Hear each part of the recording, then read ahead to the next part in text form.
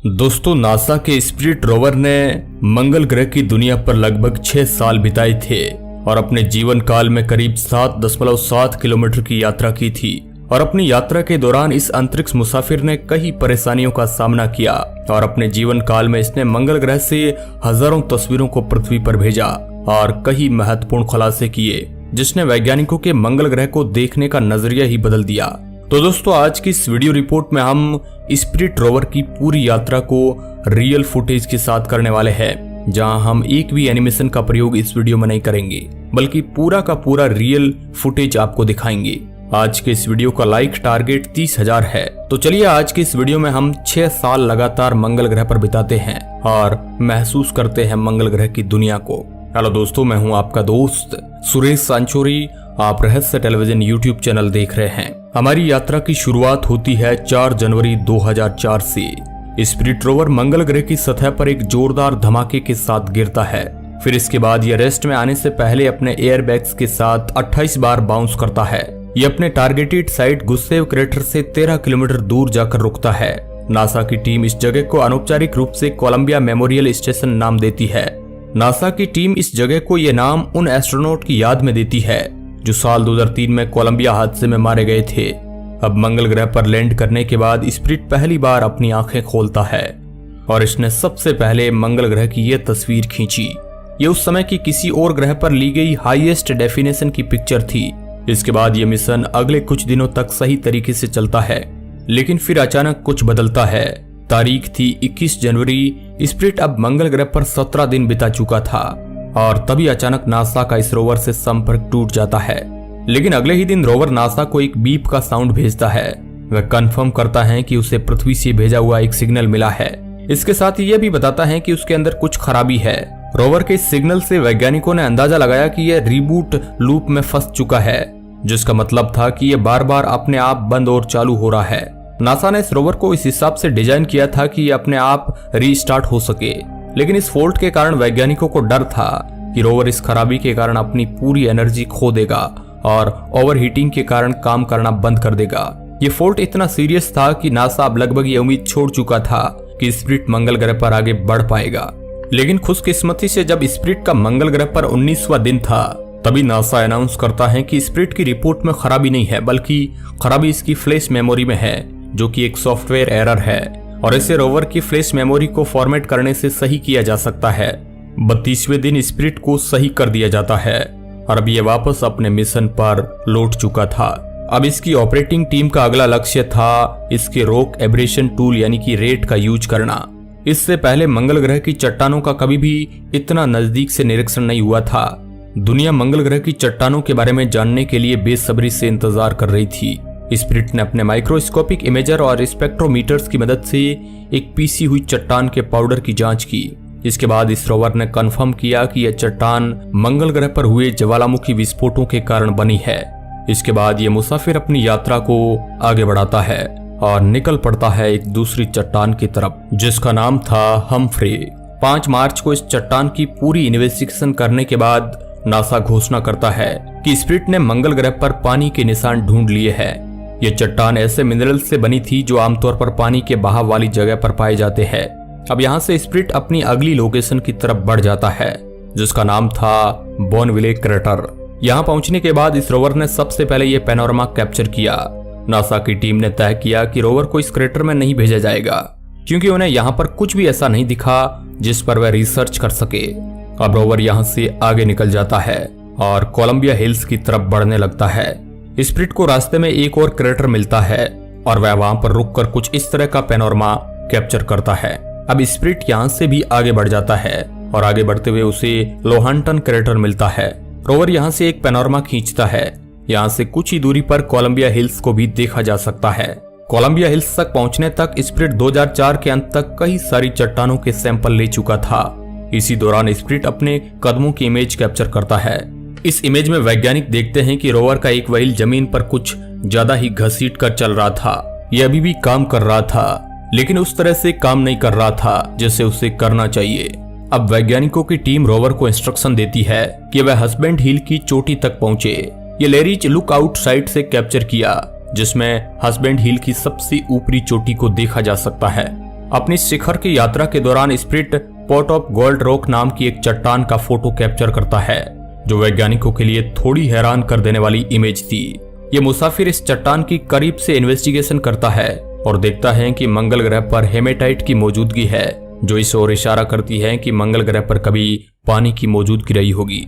Spirit इस तरह design किया गया था कि यह मंगल ग्रह पर महज 90 दिन तक रह सकता था, लेकिन इसकी एडवांस टेक्नोलॉजी के कारण वैज्ञानिक इस यात्रा को थोड़ा और लंबा कर सकते थे। मंगल की धूल भरी आंधी के कारण अब इसके सोलर पैनल ढक चुके थे और इसका पावर लेवल इसके मैक्सिमम पावर लेवल से 63% तक पहुंच गया, लेकिन ये अभी इतना पर्याप्त था कि रोवर मंगल ग्रह को और एक्सप्लोर कर सके।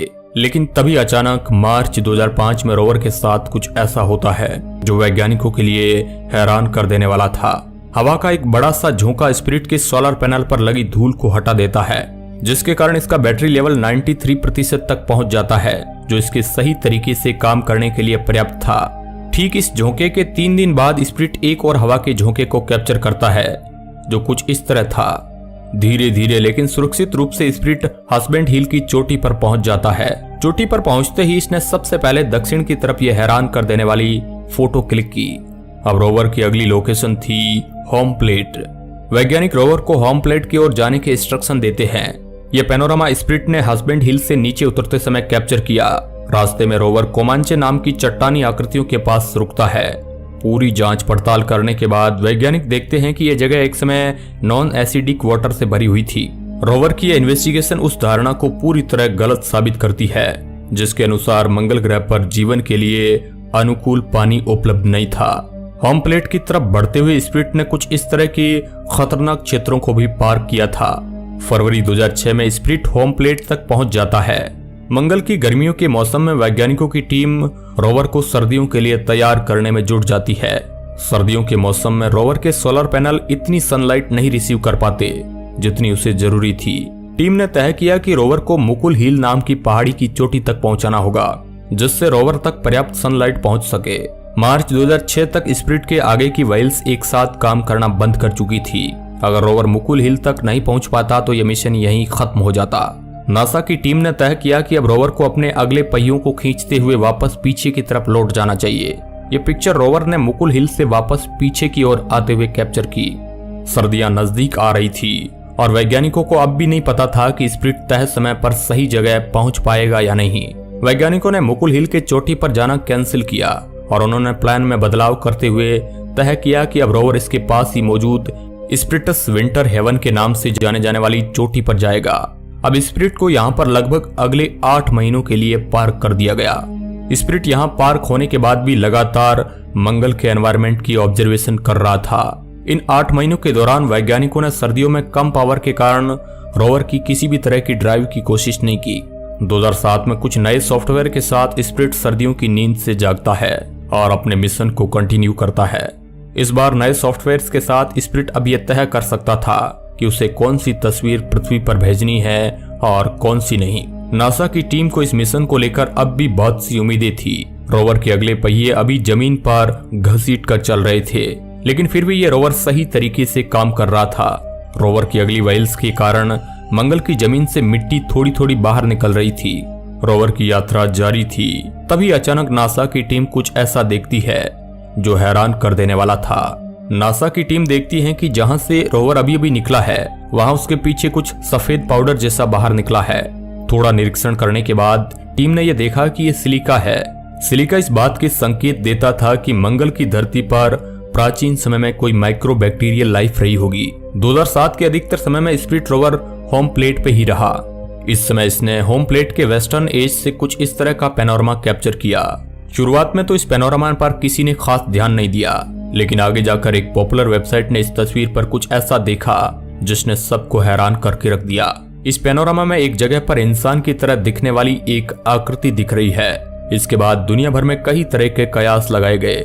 किसी ने कहा कि ये कोई एलियन है तो किसी ने कहा कि ये इंसानों की तरह कोई दूसरा जीव है, लेकिन इसके बाद वैज्ञानिकों ने इन सभी चीजों को नकार दिया और उन्होंने इसके पीछे का कारण बताया पेरेडोलिया थ्योरी को, जिसमें कभी कभी हम इंसानों को किसी चीज के होने का भ्रम होता है। जून 2007 के एंड तक मंगल ग्रह पर धूल भरे तूफान आने शुरू हो चुके थे। 20 जुलाई तक आते आते स्पिरिट कम पावर के कारण सिस्टम फेलियर की प्रॉब्लम फेस करने लगा। स्क्रीन पर दिख रही दोनों तस्वीरों में से पहली तस्वीर उस समय की है जब मंगल ग्रह पर तूफान नहीं आ रहे थे और दूसरी तस्वीर इस जगह के तूफानों के बाद की तस्वीर है। दोनों में फर्क साफ तौर पर देखा जा सकता है। रोवर की इन मुश्किलों के बाद नासा एक निराशाजनक पब्लिक स्टेटमेंट जारी करता है। नासा कहता है कि हम अपने रोवर्स को इस तरह रूट कर रहे हैं कि वह इस तरह के तूफानों में सरवाइव कर सके, लेकिन वह कभी भी इस तरह डिजाइन नहीं किए गए कि वह इतनी खतरनाक परिस्थितियों में रह सके। इस समय असली प्रॉब्लम थी स्पिरिट का हीटिंग सिस्टम। इस रोवर को इस तरह डिजाइन किया गया था कि यह खुद को इंटरनली हीट करता था, लेकिन इन तूफानों के कारण इसके सोलर पैनल पर धूल जम चुकी थी। इस धूल के कारण यह इतनी एनर्जी जनरेट नहीं कर पा रहा था कि खुद को गर्म रख सके। लेकिन खुशकिस्मती से अगस्त तक आते आते ये तूफान कम हो चुके थे और अब स्पिरिट को इतनी हीट मिल रही थी कि वह खुद को एक सेफ लेवल तक गर्म रख सके। नासा ने तय किया कि जब तक ये तूफान पूरी तरह शांत नहीं होते तब तक रोवर को स्लीप मोड में रखा जाएगा। लेकिन 10 नवंबर तक आते आते ये तूफान वापस आने लगते हैं और इस बार रोवर की बैटरी एक क्रिटिकल लेवल तक पहुंच चुकी थी। नासा को अब भी उम्मीद थी कि स्पिरिट इन तूफानों से निकल जाएगा और उसने रोवर के अधिकतर इंस्ट्रूमेंट बंद कर दिए ताकि इसकी पावर को सेफ रख सके। स्पिरिट अगले 3 महीनों तक इस तरह की परिस्थितियों में रहा और इस दौरान नासा की टीम लगातार ये कोशिश करती रही कि इसकी एनर्जी और इसके फंक्शन में इस तरह का बैलेंस सेट कर सके कि यह काम करता रहे। फरवरी 2009 में स्पिरिट को किस्मत का एक झोंका लगता है। एक हवा के झोंके के साथ इसके सोलर पैनल पर मौजूद सारी धूल साफ हो जाती है। अप्रैल 2009 तक आते आते इसकी और ज्यादा सफाई हो चुकी थी और अब इसकी पावर लेवल उस लेवल तक जा चुकी थी कि यह अपनी यात्रा वापस कंटिन्यू कर सके। लेकिन बदकिस्मती से जैसे ही नासा रोवर को वापस चालू करती है वैसे ही वह देखती है कि रोवर का एक व्हील मुलायम रेत में धंस चुका है। अब वैज्ञानिकों की टीम उस व्हील को निकालने में जुट जाती है। अपने इस मिशन को पूरा करने के लिए नासा पृथ्वी पर इसी रोवर के जैसा एक और अंतरिक्ष यान बनाती है और उसे भी इसकी सेम कंडीशन में रखा जाता है। ये रोवर गुरुत्वाकर्षण को बराबर करने के लिए स्पिरिट के मुकाबले थोड़ा लाइट वेट था। दुर्भाग्य से नासा की टीम अपने काम में असफल रहती है और रोवर वहीं फंसा रहता है। रोवर के एक जगह फंस जाने के कारण अब उसकी बैटरी भी धीरे धीरे कम हो रही थी और वैज्ञानिकों ने अनुमान लगाया कि मई 2010 तक उसकी बैटरी पूरी तरह खत्म हो सकती है। दोस्तों, रोवर के उस पहिए को वैज्ञानिक अभी भी निकालने में सफल नहीं हुए थे कि एक और नई मुसीबत आ जाती है। रोवर का एक और पहिया काम करना बंद कर देता है। अब इसके 6 में से सिर्फ 4 व्हील ही काम कर रहे थे। काफी महीने तक स्पिरिट को आगे बढ़ाने की कोशिश करने के बाद अब नासा की टीम ने तय किया कि वह इस मिशन को एक स्टेशनरी मिशन में तब्दील कर दे। अब इस रोवर का काम था मंगल के रोटेशन को स्टडी करना, जिससे यह पता लगाया जा सके कि इसकी कोर में क्या है। नासा इस मिशन को आगे बढ़ाने वाला ही था कि मार्च 2010 में यह रोवर पृथ्वी से अपना संपर्क खो देता है। आखिरी बार रोवर का पृथ्वी से 22 मार्च को संपर्क हुआ था। वैज्ञानिकों ने अंदाजा लगाया कि रोवर का बैटरी लेवल कम हो गया होगा और उसने अपनी बैटरी को कंजर्व रखने के लिए खुद को स्लीप मोड में डाल दिया होगा, जिससे इसका कम्युनिकेशन बंद हो गया होगा और हो सकता है कि गर्मी आने पर यह वापस कम्युनिकेट करना शुरू कर दे। अब टीम को मार्च 2011 तक गर्मी का मौसम आने का इंतजार था। 1 साल तक लगभग 1300 से भी ज्यादा कमांड भेजने के बाद मार्च 2011 में नासा ने इस मिशन को ऑफिशियली पूरा मान लिया। लेकिन अब सवाल आता है कि इसके बाद स्पिरिट के साथ क्या हुआ।